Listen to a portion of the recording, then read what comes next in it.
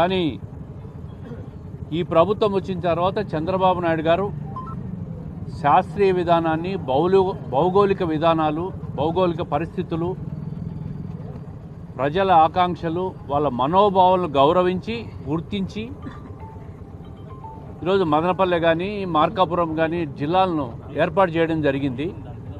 ఒక మంచి సాంప్రదాయ పద్ధతిలో, శాస్త్రీయ పద్ధతిలో జరిగిన కార్యక్రమం. అయితే ఒక చిన్న సమాచార లోపం అనుకుంటున్నాను నేను. ఒంటిమిట్ట, సిద్ధవటం 2 మండలాలు కూడా కడప టౌన్కు 4 కిలోమీటర్లు ఒక మండలం, 10 కిలోమీటర్లు ఒక మండలం ఆనుకున్న మండలాలను అన్నమయ్య జిల్లాలో చేర్చడం ఇక్కడ ఈ 2 మండలాల ప్రజలకు కొంత ఇబ్బందులు గురి చేసింది. మొన్న వచ్చిన గజెట్ నోటిఫికేషన్, అందుకే వాళ్ళందరూ కూడా ఒంటిమిట్ట, సిద్ధవటం నుంచి చాలామంది స్థానిక నాయకులు, ప్రజలందరూ వచ్చారు. ఇప్పుడే కడప జిల్లా కలెక్టర్ను కలిసాం. జిల్లా కలెక్టర్ కూడా కడపకు ఆనుకొనున్న ఈ 2 మండలాల్లో కడపలోనే ఉండాలని చెప్పి వాళ్ళు కోరుకుంటా ఉన్నారు. ప్రభుత్వానికి కూడా కలెక్టర్ గారు మీరు కూడా ఒక నివేదిక పంపించి ఈ 1 నెల అబ్జెక్షన్స్ రూపంలో వాళ్ళు తెలిపిన అభ్యంతరాలన్నీ కూడా పరిగణలోకి తీసుకొని ఈ 2 మండలాల్లో కడపలోనే ఉంచాల్సిందిగా కోరుకుంటున్నాం.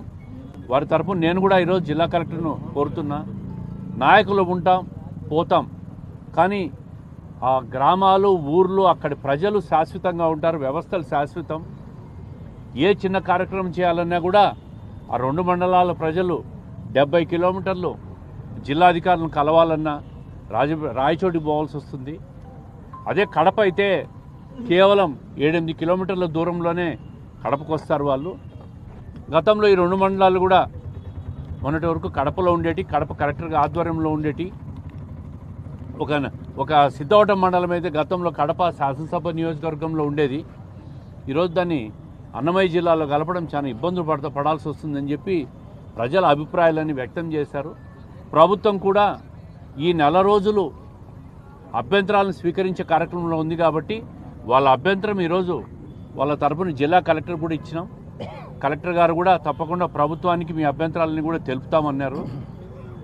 ఎప్పటికైనా ఒక శాస్త్రీయ విధానం, భౌగోళిక పరిస్థితులను కూడా ఆలోచించాల్సిన అవసరం ఉంది. ముఖ్యమంత్రి గారికి కూడా తప్పకుండా ఒక రిప్రజెంటేషన్ ఇస్తాం.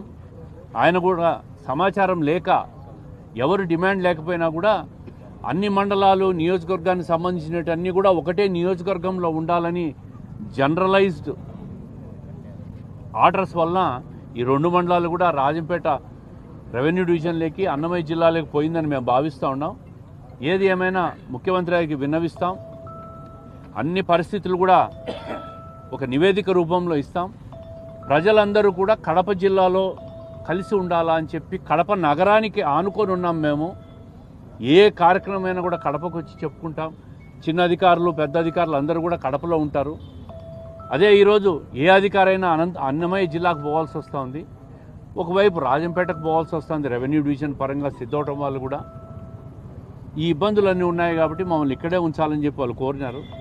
కలెక్టర్ గారు కూడా సానుకూలంగా స్పందించారు. ముఖ్యమంత్రి గారిని కూడా త్వరలో వీళ్ళందరితో కలిసి ముఖ్యమంత్రి గారిని కూడా కలుస్తాం, రెవెన్యూ మినిస్టర్ను కలుస్తాం.